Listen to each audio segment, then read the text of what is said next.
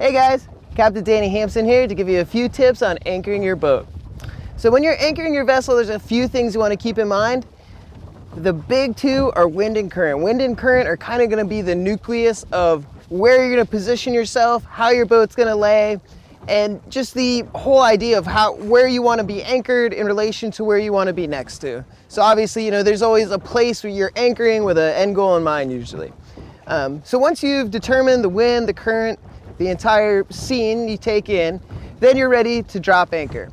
When you're dropping anchor, one thing to keep in mind is don't throw your anchor. Throwing an anchor is a term that people even use where you throw an anchor out there, not the correct way to do it.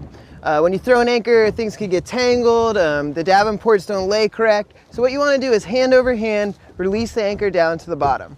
Once it's on the bottom, you're going to want to set the anchor. So what I do is when I see or feel the anchor hit the bottom, I give a little bit of scope, and then I hold and pull the anchor. And what that does is pull the anchor in the direction my boat is laying with the wind and current going back. So that means when I give it a little more scope, it's going to continue to catch.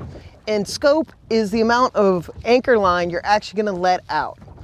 So a safe rule of thumb is about 5 feet for every foot of water depth of scope. So if I'm in 10 feet of water, I'm going to have 50 feet of scope.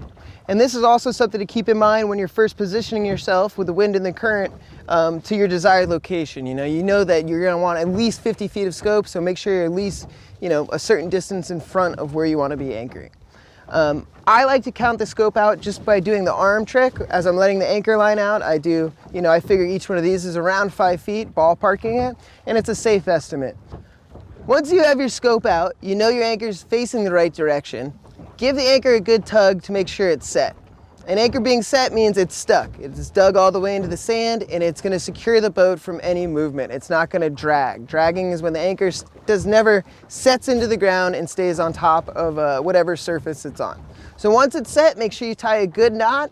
You'll feel the boat come around. That's a good sign it's set, and enjoy whatever you're doing on the water.